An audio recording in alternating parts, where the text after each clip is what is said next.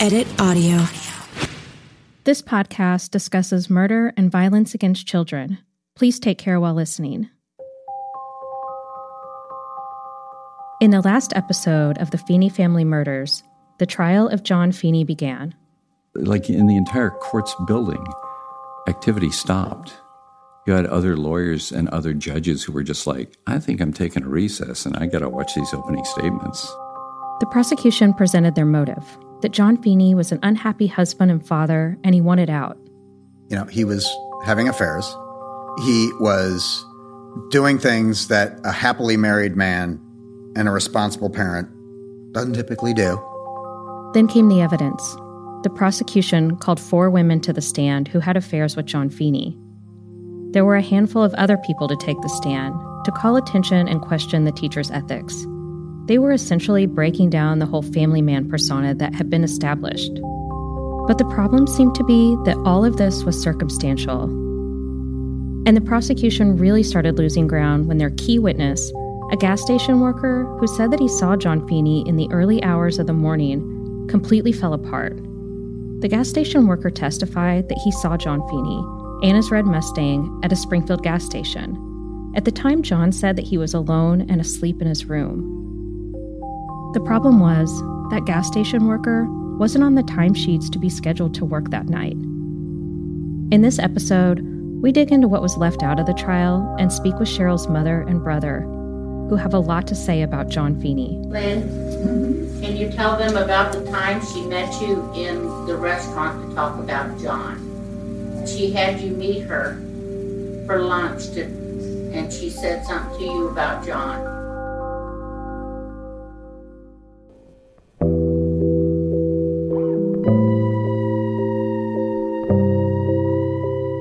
This is the Feeney Family Murders, an Ozarks true crime story, and I'm your host, Ann Roderick Jones.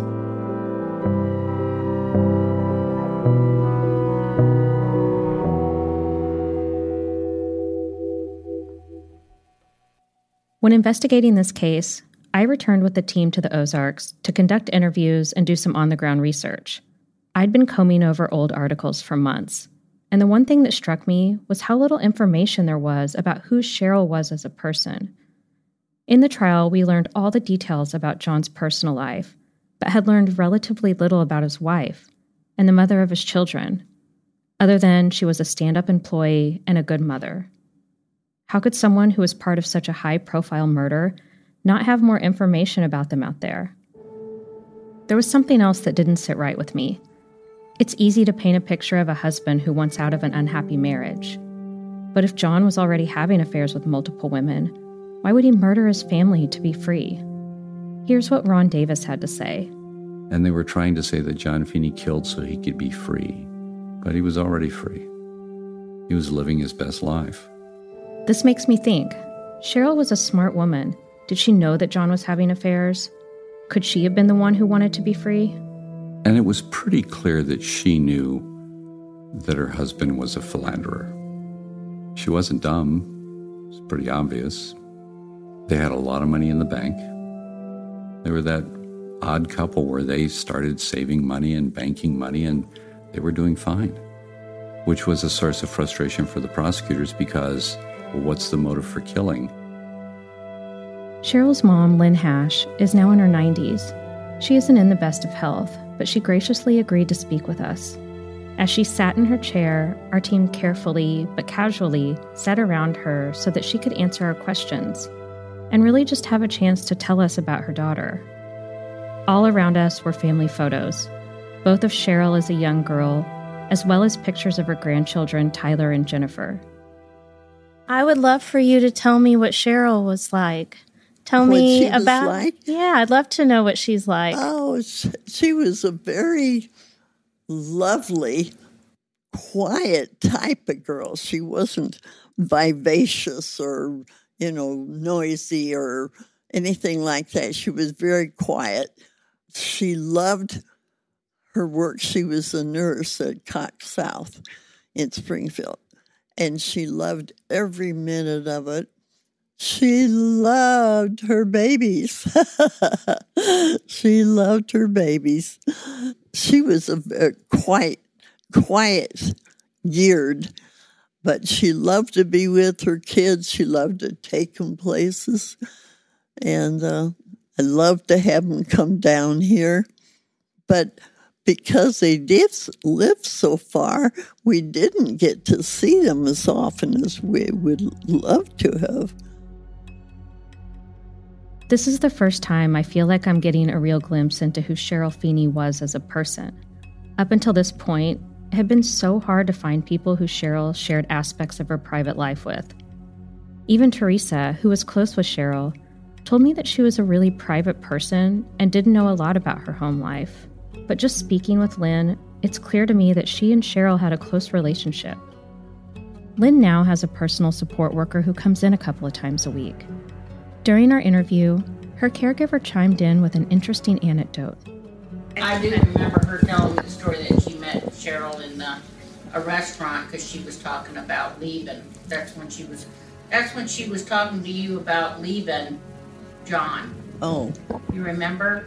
I don't remember all the details, but if you refresh my memory, I'm sure I'll be able to bring. I know you said you met her at the restaurant, and she was talking about. She was telling you that she was going to leave John. Well, that could have been any number of times. Did she talk to you about John and wanting to leave him, or? Well, she did. We did discuss it, yeah. But most of the time, the children were here, and so we couldn't discuss at length a lot about it. But we did discuss it, and I did know there were problems, yes.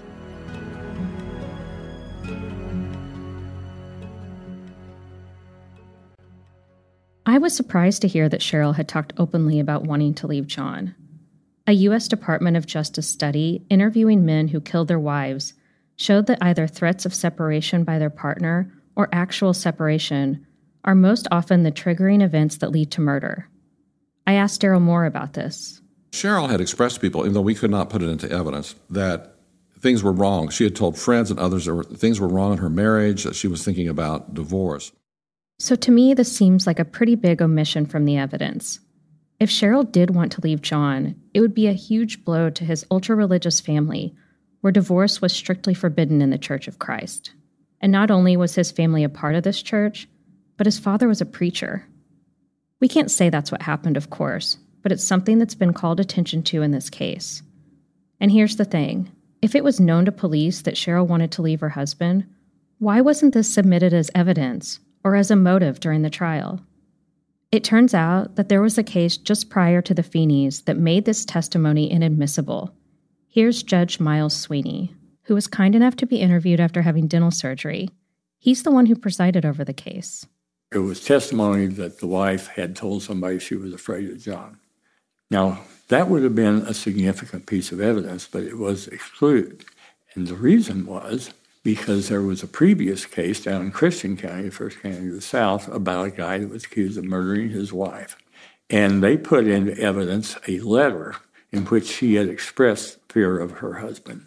And that went up on appeal, and his conviction was overturned by the Southern District Court of Appeals because that letter was admitted, only because of that letter. He was tried a second time and convicted, but that's not the point. So when they brought up the possibility of testimony that Cheryl feared John or had told somebody that she was worried about him or something, I had no choice but to exclude that because I had clear direction from that Southern District Court of Appeals case.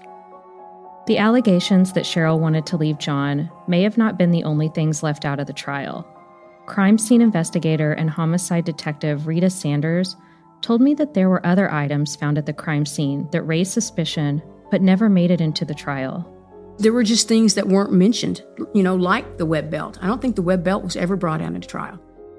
Rita remembered seeing a web belt rolled up on the kitchen counter at the crime scene. A web belt is similar to a belt you'd wear on an airplane, with fabric that's fastened with a rectangular metal clasp. Rita explains how this should have been a key piece of information. I believe that the belt was his belt. In one of the videos, he gets stopped by a police officer, close to Tantera. And he's got a female in the car. And he bends down to talk to her. And when he bends down to talk to her, it's not real plain, but I don't know what else it could have been. You know, guys would wear their belts kind of hanging down. They'd wear their web belts and they'd kind of hang down. When he leaned over, you could see what looked like a web belt hanging down. When the officers went to get him from his hotel in Tantera, they searched his hotel. There was no web belt. They searched his suitcase. There was no web belt. There was no web belt in his car. So where was the web belt? I personally believe the web belt was rolled up and left on the counter of the kitchen because everything else was cleaned up and off of the counter.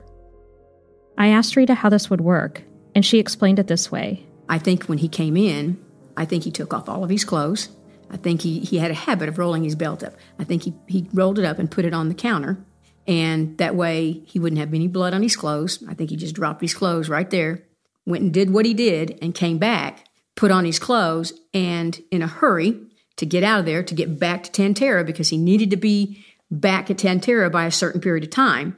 And we know that he got back around, I think it was 7 a.m., because he went to McDonald's. He had gotten up early and went to McDonald's. John never, ever got up and went anywhere early. So the fact that he would have gotten up, he had a tea time set. I want to say it was at 9 or 9:30. He would never have gotten up at 6 in the morning and went out to McDonald's and got him some breakfast and then came back.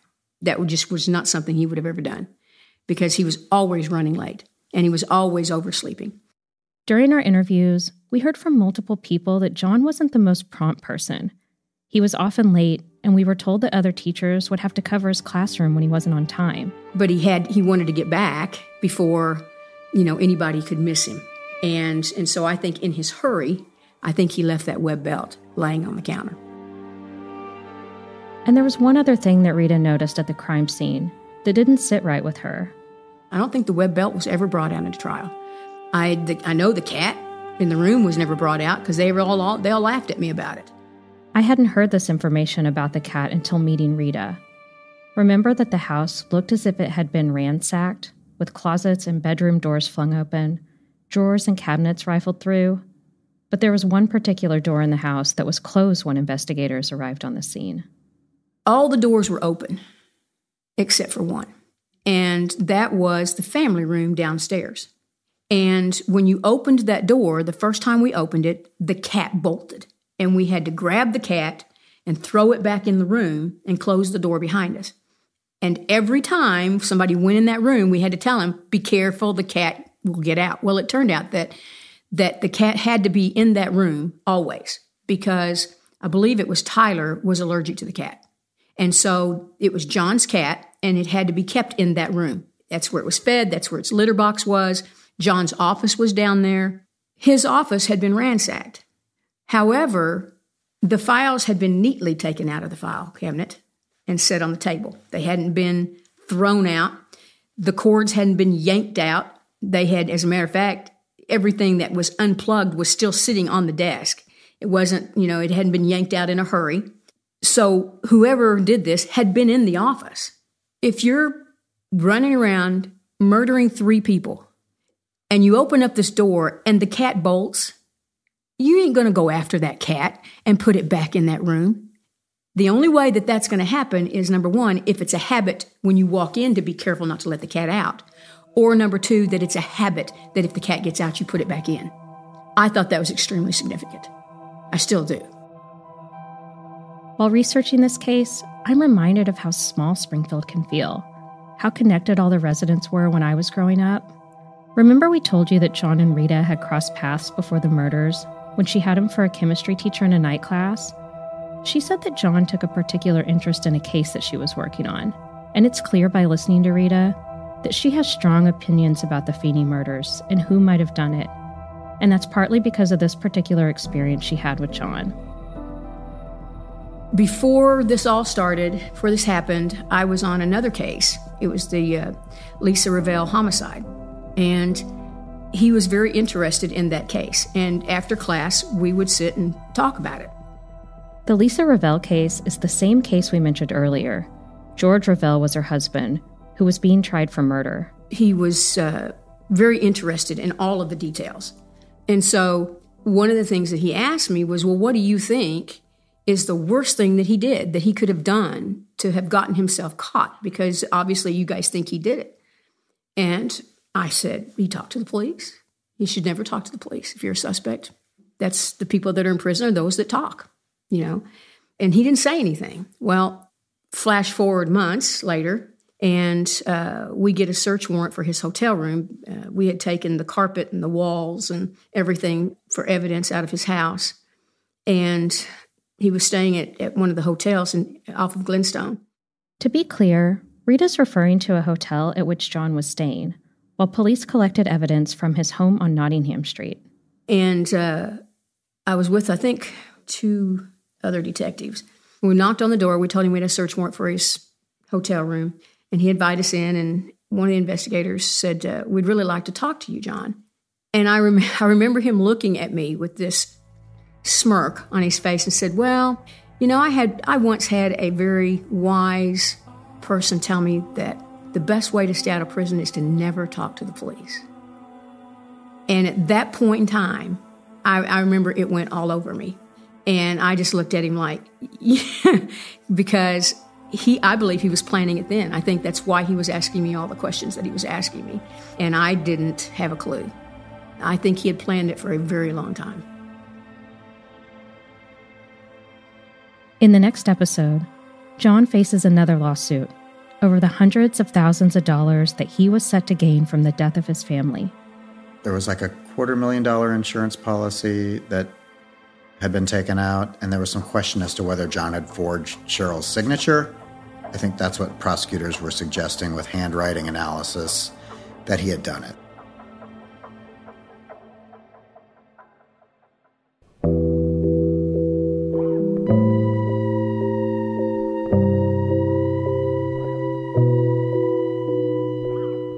Feeney Family Murders is part of the Edit Audio original series Ozark's True Crime. It is written and hosted by me, Ann Roderick Jones. This episode was produced by Ali Sirwa and Kathleen Speckert and was edited, mixed, and mastered by Ali Sirwa. Our executive producer is Steph Colburn. Thank you immensely to the entire Edit Audio team and Patrick Rindle for the theme music. To those who generously shared their time and information with me, thank you. If you want to get in touch with us, you can email us at hello@editaud.io. That's HELLO@EDITAUD.io.